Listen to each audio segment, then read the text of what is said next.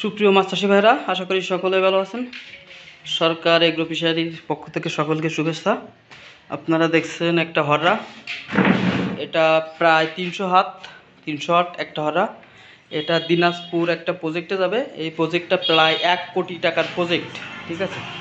1 কোটি টাকার প্রজেক্ট। এই প্রজেক্টে এই হররাটা পাঠানো হবে। আপনারা যারা বাণিজ্যিকভাবে চাষ করেন তাদের অবশ্যই এই হররাটা লাগবে, ঠিক আছে। এটা ছাড়া বাণিজ্যিকভাবে চাষ করা আসলে ব্যয়বহুল হয়ে যাবে। কারণ ব্যয়বহুল কেন হবে আমি বলছি, কারণ মাসিক পরিচর্যা হিসেবে আমরা যারা মাছ চাষ করি, আমাদের তো প্রতিনিয়তই পুকুর পরিচর্যা করা লাগে। প্লাস প্রতি মাসে চুন, লবণ, প্রোবায়োটিক, প্রিবায়োটিক, এছাড়াও গ্যাসের ওষুধ, বিভিন্ন রকম ডোজ করা লাগে আমাদের বাণিজ্যিকভাবে চাষ করতে গেলে। এখন আমাদের পুকুরে যখন অতিরিক্ত গ্যাস হয়, আমরা ডাইরেক্ট যখন জিওলাইট অথবা গ্যাসোলিন দিয়ে এটা পুকুরে প্রয়োগ করি, ঠিক আছে, তখন হয় কি, আমরা পুকুরের উপরে একটা স্তর পরে এটা কিছুদিনের জন্য এটা স্থির থাকে, গ্যাসটা নিয়ন্ত্রণ থাকে, কিন্তু কিছুদিন পর আবারও ওই গ্যাসটা সৃষ্টি হয়ে যায়। এটার জন্য আপনাদেরকে বলবো, আপনারা স্থানীয় মৎস্য অফিসারের সাথেও কথা বলতে পারেন। আপনারা পুকুরের যে কোনো কিছু ব্যবহার করার আগে অবশ্যই এই হরারটা দিয়ে তলদেশের গ্যাসটা উঠাই দিয়ে তারপরে তাই আপনারা এই পুকুরের যে কোনো কিছু ব্যবহারের আগে এটা ব্যবহার করবেন। এছাড়াও বাণিজ্যিকভাবে চাষ করতে গেলে হরা লাগবেই। আমি প্রথম থেকে বলি, খুব সংক্ষেপে বলি, আপনি যখন একটা প্রজেক্টে আপনার খুব আজে বাজে মাছ হবে পুকুরে, ঠিক আছে, তখন কি করবেন, প্রথমেই 1-2 ফিট পানি রেখে আপনারা আপনার যে গ্যাসের ওষুধটা প্রয়োগ করেন পুকুরে মাছ মারার জন্য, ঠিক আছে, ওটা প্রয়োগ করে কম করে 3 থেকে 4 বার এই হরাটা দিয়ে পানিটা উলটপালট করে দিতে হবে, ঠিক আছে। তাহলে আপনার কাদার ভিতরে যত মাছের ডিম, তেলাপিয়া, বাস্তার ডিম, এছাড়াও আজে বাজে মাছের ডিম, বিভিন্ন অবাঞ্ছিত মাছের ডিম, এগুলো বের হয়ে এসে এগুলো নষ্ট হয়ে যাবে।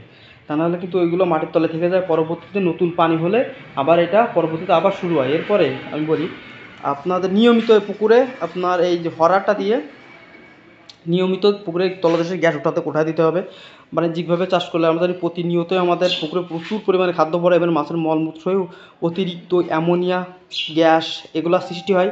এগুলো নিয়ন্ত্রণের জন্য নিয়মিত পুকুরের তলদেশের গ্যাসটা উঠায় দিতে হবে। তাহলে আর দেখা যাচ্ছে আপনার পুকুরের মাছ ভাসবে না, প্লাস পুকুরের পানিতে প্রচুর পরিমাণে অক্সিজেন তৈরি হবে তলদেশে গ্যাস না থাকলে, এবং মাছের খাদ্য চাহিদা ঠিক থাকবে, মাছের বৃদ্ধি ঠিক থাকবে। এটার জন্য অবশ্যই আপনাদের এই হরাটা অবশ্যই ব্যবহার করতে হবে।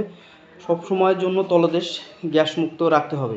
অনেক সময় দেখা যায় অনেকেই পুকুরে মাছ ধরে, ঠিক আছে, তলদেশের গ্যাস উঠায় না। এখন মাছ ধরার পরে মাছ অক্সিজেন ফেল করে, জালের ভিতরে মাছ মারা যায়, অথবা জাল টানার পরের দিন থেকে দেখা যায় মাছ ভাসার তালে থাকে। এটার একটাই কারণ, তলদেশের অতিরিক্ত গ্যাস জমে থাকে। এটা টেনে দেওয়ার পরে ওই গ্যাসটা সম্পূর্ণ পানিতে মিশে যায় এবং পুকুরের অক্সিজেন কমে যায়। এটার জন্য আসলে এই মাছটা ভেসে যায়, মাছ মারা যায়, মাছের বিভিন্ন রোগ হয়, ঠিক আছে।